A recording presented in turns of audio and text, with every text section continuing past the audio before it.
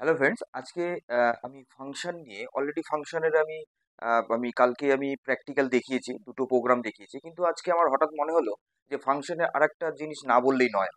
সেটা কি? সেটা হচ্ছে রিকার্সিভ ফাংশন, যেটা খুব ভেরি ইম্পর্টেন্ট একটি ফাংশনের একটা মানে পার্ট বলতে পারো। তো এই রিকার্সিভ ফাংশনটা অনেক জায়গাতে আমাদের পরবর্তীতে কাজে লাগতে পারে। তো রিকার্সিভ ফাংশনটা ওর জন্য আমি একটু বোঝানোর জন্য আমি আজকে এই ক্লাসটা নিয়ে আমি নিচ্ছি। তো এইবার কি হচ্ছে, রিকার্সিভ ফাংশনটা কি জিনিস? রিকার্সিভ ফাংশন হচ্ছে এমন একটি ফাংশন, ও নিজেই একটি ফাংশন। রিকার্সিভ ও নিজেই হলো একটা ফাংশন, মানে ও নিজেকে নিজে কল করে, নিজেকে নিজে কল করবে। আমরা যেমন কল করার জন্য কি করছিলাম, কল করছিলাম আমরা হচ্ছে একটা আর্গুমেন্ট পাস করিয়ে কল করছিলাম। কিন্তু ফাংশনের ভেতরে কিন্তু ফাংশনকে আমরা কল করছিলাম না, ফাংশনকে জাস্ট ডিফাইন করছিলাম। ফাংশনকে তারপরে যা ইনপুট নেওয়ার নিচ্ছিলাম, তারপর থার্ড পার্টে কিন্তু আমরা আর্গুমেন্ট দিয়ে ফাংশনকে কল করছিলাম। ফাংশনের ভেতরে কিন্তু ফাংশনকে আমরা কল করিনি। কিন্তু রিকার্সিভ ফাংশনে কি হয়, ফাংশনের ভেতরে ফাংশনকে কল করা যায়। মানে ফাংশনের যে ডিফাইন যে আমরা করব, তার ভেতরেই আমি ওই ফাংশনের নাম দিয়ে ওই ফাংশনটাকে কল করতে পারবো। এটাই হচ্ছে recursive function. What is recursive function? That is recursive function, যে দ্যাট কল ইটসেলফ, নিজেকেই ও কল করবে ফাংশন। তাহলে এটা হচ্ছে রিকার্সিভ ফাংশন। এর সিনট্যাক্সটা কি? সিনট্যাক্সটা হচ্ছে এইরকম। আমাদের ডিইএফ তো লিখতেই হবে ফাংশন ডিফাইন করতে। তো ডিইএফ রিকার্স, মানে আমি একটা যে কোনো এটা এটা ফাংশনের নেম। নেমিং আমি এর আগেও কালকেও আমি বলেছি প্র্যাকটিক্যাল করানোর সময়, যে ভ্যারিয়েবল নেম বা কোনো ফাংশন নেম, এগুলো কিন্তু তোমরা যেটাই দিতে পারো, কোনো অসুবিধা নেই। ভ্যারিয়েবল নেমিং এর রুলস এবং গাইডলাইন মেনটেন করে তোমরা যদি ইউজ করো, তাতে কোনো প্রবলেম হবে না, এররও দেবে না। কিন্তু কি অ্যাকচুয়ালি কি হয়, প্রোগ্রাম করতে হলে যে প্রোগ্রামগুলো যে বেসিসে হচ্ছে, তার উপরে ডিপেন্ড করে কিন্তু ভ্যারিয়েবলের নেমগুলোতে যদি দেওয়া যায়, তাহলে কি হয়, মানে বুঝতে অনেকটা সুবিধে হয়। তাহলে কি হয়, তাহলে এইবার আমি ডিফাইন করছি ফাংশনটাকে। ডিইএফ একটা ফাংশনের নাম দিলাম, এই ফাংশন প্যারেনথেসিস দিলাম, কোলন দিলাম, দিয়ে এই ফাংশনটাই কিন্তু আমি এর ভেতরেই ফাংশনের মধ্যেই কিন্তু এই ফাংশনটাকে কল করছি। আমি এখানে দেখিয়েছি, দেখো এখানে আমি দেখিয়েছি, এখানে কল করছি, এখানে আমি দেখিয়েছি। এরপরে কি হচ্ছে, এরপরে যেটা আমরা বাইরে যেটা আমরা রিটার্ন করছি, সেটা রিটার্ন করছে ফাংশন, এই ফাংশনটাকে রিটার্ন করছে। কিন্তু ফাংশনের ভেতরে যেটা আমরা স্টেটমেন্ট লিখি, কালকে আমরা প্র্যাকটিক্যালে তো দেখিয়েছি দুটো প্রোগ্রাম, আশা করি তোমরা বুঝতে পেরেছো। তো এইবার সেই রিকার্সিভ, এই যে ফাংশনের ভেতরে যে আমরা ক্যালকুলেশন পার্টটা দেই, সেখানে কি কি ফাংশনকে আমরা নিজেকে কল করি? করি না তো। তাহলে এইবার সেই ফাংশনের নাম দিয়ে যদি ফাংশনকে আমরা কল করতে চাই, তাহলেই হয়ে যাবে রিকার্সিভ ফাংশন। বোঝা গেল ব্যাপারটা? এইবার এই যে রিকার্সিভ ফাংশন, হঠাৎ করে ফাংশন রিকার্সিভ কেন আসলো? কারণ এই কারণেই আসলো, এর কতগুলো বেনিফিট রয়েছে। বেনিফিট কি? এটা অনেকটা মানে কোডিংটাকে অনেক ক্লিন করে দেয়, অনেক এলিগেন্ট করে দেয়, এক নাম্বার। দুই নাম্বার, আমাদের যে এই যে মানে ইটারেটিভ যে সিকোয়েন্সটা, এই সিকোয়েন্সটাকে কি করে অনেক সাব পার্ট পার্ট পার্ট করে ডিভাইড করতে পারে। হয়ে গেল, বোঝা গেল। তো এইবার আরেকটা কি প্রবলেম আছে, একটা সাব প্রবলেম সিকোয়েন্সিং, হ্যাঁ ঠিক আছে। এই মেনলি এই দু তিনটে হচ্ছে মানে বেনিফিট, মেইনলি এই দু তিনটে হচ্ছে বেনিফিট রিকার্সিভ ফাংশন। কিন্তু রিকার্সিভ ফাংশনের আবার অসুবিধা রয়েছে, প্রত্যেকটা জিনিসের তো সুবিধা অসুবিধা দুটোই থাকে। তো অসুবিধা রয়েছে, অসুবিধা কি, রিকার্সিভ ফাংশনে একটু বেশি টাইম লাগে। মানে যদি একটু তোমার কোডিংটা যদি অনেক বড় হয়, অনেক বড় প্রোগ্রাম হয়, সেখানে তুমি যদি অনেক রিকার্সিভ ইউজ করতে থাকো, তাহলে সেক্ষেত্রে কিন্তু সেই ইন্টারপ্রেটার মানে সে রান হতে একটু টাইম লাগবে, টাইম কনজিউমিং ব্যাপার হয়ে থাকে। হুম, এটা একটা main main disadvantage as per যারা প্রোগ্রামার হিসাবে। প্রোগ্রামারের জন্য এটা একটা রিকার্সিভ ফাংশনের ডিসঅ্যাডভান্টেজ বলা যায়। তাহলে কিন্তু অ্যাডভান্টেজ কিন্তু রয়েছে, যে এটা অনেকটা প্রোগ্রাম কোডিংটাকে অনেক ক্লিন করে দেয়, এলিগেন্ট করে দেয়, আর সিকোয়েন্সটাকে অনেক সাব পার্ট পার্ট পার্ট করে ভেঙে দেয়, তাতে কি হয়, বুঝতেও সুবিধা হয়। তাহলে এইগুলো হচ্ছে বেনিফিট মেইনলি। আমি রিকার্সিভ ফাংশনটা বোঝানোর জন্য আলাদা করে থিওরি কেন করাচ্ছি, আমার পড়ানোর কায়দাটা একটু অন্যরকমের, একটু ডিফারেন্ট হবে। তোমরা অলরেডি হয়তো বুঝেও গেছো এতদিনে। আমি কিন্তু অলরেডি থিওরি কিন্তু আমি থিওরির মতনই পড়াই। থিওরি আর প্র্যাকটিক্যাল দুটো ডিফারেন্ট জিনিস। আগে থিওরি ভালো করে বুঝতে হবে, আগে সরেয়া সরেয়া রস্যই দীর্ঘই সমস্ত ভালো করে বুঝতে হবে, তারপরে আমি একটা ছড়া মুখস্থ করতে পারবো, আদারওয়াইজ তো পারবো না। তো সেম জিনিস, থিওরি কনসেপ্ট যদি ক্লিয়ার না হয়, প্র্যাকটিক্যাল কিন্তু আমরা বুঝতে পারবো না। এবার প্র্যাকটিক্যাল করার সময় যদি থিওরি আমরা পড়তে থাকি তাহলে কিন্তু প্র্যাকটিক্যালটা ভালো করে আমরা পড়তে পারবো না।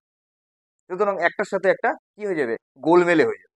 তার জন্য আমি পরিষ্কারভাবে নিট অ্যান্ড ক্লিন ভাবে আমার বলাই আছে আমার চ্যানেলে ইন ইজি ওয়ে আমি কিন্তু মানে কম্পিউটার শেখাই, এটা আমার বলাই আছে আমার চ্যানেলে, তোমরা অলরেডি দেখেই নিয়েছো।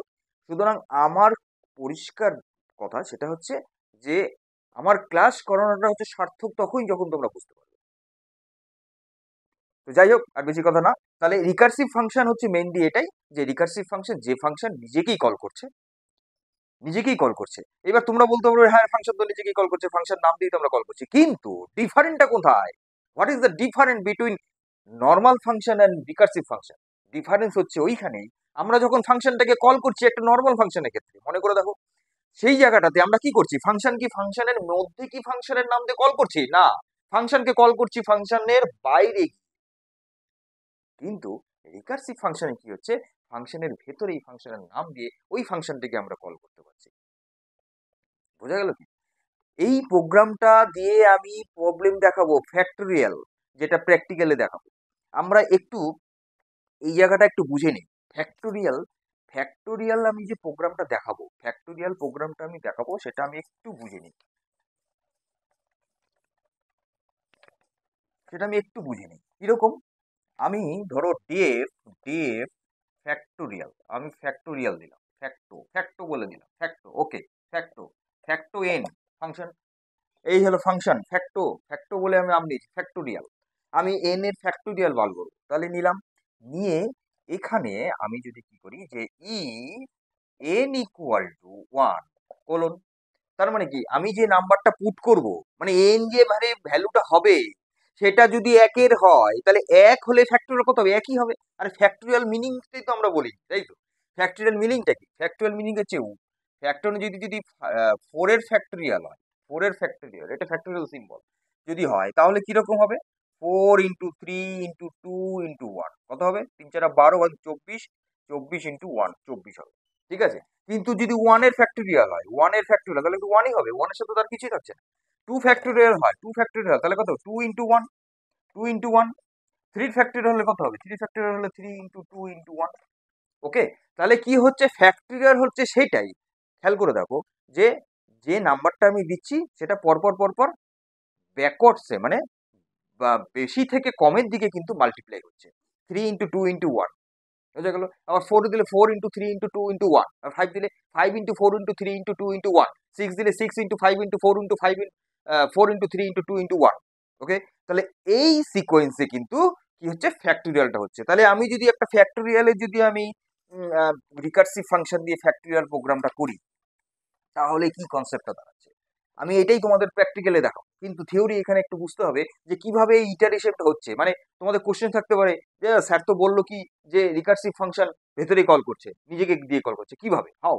তো সেটাই আমি দেখাবো। তাহলে যদি এন ইকাল টু ওয়ান হয়, যদি এন ইকাল টু ওয়ান হয় তাহলে কি হবে, এন ইকাল টু ওয়ান হলে কি হবে, এন ইকাল টু ওয়ান হলে রিটার্ন করে দেবে ওয়ানটাই, তাহলে রিটার্ন করে দিবে কি, রিটার্ন করে দিবে ওটাই, তাই তো। এন ইকুয়াল টু ওয়ান হয়ে গেল তো ওই এনটাই রিটার্ন করে দেবে। তাহলে কি হচ্ছে, এইবার যদি এটা না হয় তাহলে কি হবে, এলস পার্টে ঢুকবে, যদি এটা না হয় তাহলে এলস পার্টে ঢুকবে। তাহলে এলস পার্টে ঢুকলে পরে কি হবে, যখনই তো হবে এই গল্প, এইবার হচ্ছে কি রিটার্ন করে দেবে, রিটার্ন করে দেবে কে, রিটার্ন করে দেবে এন ইনটু ফ্যাক্টো, যেটা আমি যে আমি নিয়েছি ফ্যাক্টো, ফ্যাক্টো যে এই ফ্যাক্টো ইকুয়াল টু হবে N minus one, N into facto N minus one, এই হবে হচ্ছে এইখানে, এই যে যেটা আমি এখানে করছিলাম যে ফোর এর ফ্যাক্টরিয়াল হলে four into three into two into one, এক এক করে কমে যাচ্ছে না, এক এক করে কমে যাচ্ছে না, তো সেই যে কমছে সেটা হচ্ছে এন মাইনাস ওয়ান। আর এই যে মাল্টিপ্লাই হচ্ছে কি হচ্ছে, এর সাথে এটার মাল্টিপ্লাই হচ্ছে, সেটা হচ্ছে ওই এন, তাহলে এন সাথে এটা মাল্টিপ্লাই হবে, বোঝা গেল। তাহলে এই যে হচ্ছে, এই যে হচ্ছে এটা কিন্তু মেইন কিন্তু ফাংশনের মধ্যে, এটা কিন্তু ফাংশনের মধ্যে, কিন্তু আমি কিন্তু এখনো প্রিন্ট করিনি, কিন্তু প্রিন্ট কিন্তু এখনো করিনি, প্রিন্ট হবে এর বাইরে, যেটা যেটা আমরা কলিং এ করি ফাংশন কলিং, প্রিন্ট কিন্তু আমি করিনি, এটা কিন্তু মেইন ফাংশনটা, কিন্তু এই ফাংশনটার নাম দিয়ে ফ্যাক্টো নাম, এইটাই হচ্ছে recursive function, that is recursive function. এই যে ফাংশনের নাম দিয়ে এটাকে কল করছি বারে বারে বারে বারে, এখানে কি হচ্ছে যে ইটারেটিভ হচ্ছে। আমি বলেছিলাম ইটারেশন মানে সিকোয়েন্স যদি মানে লুপিং এ যে কনসেপ্টটা হয়, একটা লাইনকে বারে বারে বারে বারে ইটারেট মানে ক্যালকুলেশন হচ্ছে, ইভালুয়েট হচ্ছে, সেইটাও কিন্তু এই রিকার্সিভ ফাংশন দিয়ে কিন্তু করা যেতে পারে। তাহলে এইখানে তাহলে এইখানে কি হচ্ছে, যে ফ্যাক্টর এন যেটা আমি নিয়েছি, তাহলে সেই ইনপুটটা যদি 3 হয়, বা আমি ধরলাম 4 হয়, যদি ইনপুট এন ইকুয়াল টু 4 হয়, তাহলে এন ইকুয়াল টু যদি 4 হয়, ভালো করে বুঝবে, এইদিকে চোখ, এইদিকে ক্লাসে, তাহলে এন যদি 4 হয়, যদি এন, তাহলে 4 তো অবশ্যই 1 তো না, তাই তো? তাহলে এখানে আর এটা ঢুকবে না, তাহলে সোজা এখান থেকে কোথায় চলে আসবে, এই এলস পার্টে চলে আসবে। এলস পার্টে এসে কি করবে, রিটার্ন করে দিচ্ছে কি এন ইন্টু মানে 4 into factor N minus 1, 4 into 3, মানে দ্যাট ইজ এটা 4 ইন্টু 3। ওকে, এইবার কি হলো, এটা আবার চলে গেল এখানে, এইবার এখানে কত চলে গেল, এখানে কত চলে গেল, এটা তো কত হলো, 4 - 1 3 হয়ে গেল। এইখানে কিন্তু 3 এবার হলো 3 কিন্তু এন এর সাথে কি সমান না, হচ্ছে না, তাহলে এই পার্টটার মধ্যে ঢুকবেই না, এলস পার্টে চলে আসবে। তাহলে এলস পার্টে যখন আসবে, এখানে 3 ইন্টু ফ্যাক্টর 3 - 1 মানে 2, 3 ইন্টু 2 দ্যাট ইজ এটা। ওকে, এইবার 3 ইন্টু 2, এইবার কি হয়ে গেল, এটা কিন্তু 2 হয়ে গেল, এটা কিন্তু 3 আর 9 2 হয়ে গেল, এই 2টা আবার এখানে যাবে, 2 এখানে ঢুকবে, তাহলে 2 কি 1 এর সাথে সমান না, তাহলে এই পার্টটা ক্যালকুলেট হবে না, তাহলে চলে আসবে কোথায়, এলস পার্টে এসে দেখবে এখানে 2 - 1, তাহলে কত হচ্ছে 1 হলে পরে এই দ্যাট ইজ এইটা, এই ক্যালকুলেশন হয়ে গেল। এইবার চলে গেল 1 নিয়ে ভাই এন এখানে, এইবার এন এখানে দেখলো ভাই আমি তো 1 হয়ে গেছি, তাহলে আর এলস পার্টে ঢুকবো না, আমি এনটাকে প্রিন্ট করে দেব। বোঝা গেল কি? তাহলে আমার ফ্যাক্টোরিয়ালের কনসেপ্ট হচ্ছে এইটাই, এবং রিকার্সিভ ফাংশন এইভাবে হচ্ছে। তাহলে কি এইটা আমি প্রোগ্রাম করে দেখাবো, আমি পরবর্তী ক্লাসে এটা আমি তোমাদের কম্পিউটারে একদম নিজে হাতে তোমাদেরকে করিয়ে দেখাবো, রান করিয়ে দেখাবো। ঠিক আছে, ফ্যাক্টোরিয়াল ভেরি ইম্পর্টেন্ট একটা প্রোগ্রাম তোমাদের জন্য, ভেরি ইম্পর্টেন্ট প্রোগ্রাম, এবং রিকার্সিভ ফাংশন দিয়ে ফ্যাক্টোরিয়াল একটি ভেরি ইম্পর্টেন্ট প্রোগ্রাম। ঠিক আছে, তাহলে আজকের ক্লাসটা এই পর্যন্ত রইলো। আশা করি তোমরা রিকার্সিভ ফাংশন নিয়ে আর কোনো সন্দেহ বা কোনো রকম মানে কোনো প্রবলেম হওয়ার কথা না। রিকার্সিভ আমি পুরোটাই বুঝিয়ে দিলাম, রিকার্সিভ কি, রিকার্সিভ দিয়ে কিভাবে আমি ফাংশন হবে, তার সিনট্যাক্স, তার সুবিধা অসুবিধা কি আছে, তার একটা এক্সাম্পল নিয়ে সম্পূর্ণ কিভাবে এটা কিভাবে ক্যালকুলেশন হচ্ছে রিকার্সিভ ফাংশনে, সেটাও আমি বুঝিয়ে দিলাম। তো আশা করি এর কোনো অসুবিধা হওয়ার না কথা না। তো যদি প্রবলেম হয়, যদি তোমরা বুঝতে না পারো, তাহলে আমাকে কমেন্ট করবে, আমি তোমাদের আবার ক্লাস নেবো, কোনো অসুবিধা নেই। ওকে, তাহলে পরবর্তী ভিডিওতে আসছি, আমি এটারই প্র্যাকটিক্যালটা নিয়ে বুঝাই, ভালো করে প্র্যাকটিক্যালটা আমি বোঝাবো। যদি এই একটা প্রোগ্রামে না বুঝতে পারো, আমি মিনিমাম 2টো প্রোগ্রাম মানে ফ্যাক্টরিয়ালটা দেখাবোই, এবং আরো একটা দেখাবো, আমি যেটা বলি সেটাই করি। আজ পর্যন্ত আমার ডিজিটাল মার্কেটিং ক্লাসেও আমি বলেছিলাম, থিওরি ক্লাসের করানোর করতে করতে যে প্র্যাকটিক্যাল করাবো, প্র্যাকটিক্যালেরও ক্লাস করিয়েছি। আমি বলেছিলাম পাইথন শুরু হওয়ার পরে থিওরি হবে, প্র্যাকটিক্যাল হবে, থিওরি প্র্যাকটিক্যাল, তাই ভাবেই চলছে। আমি যেটা বলবো সেটাই আমি করব।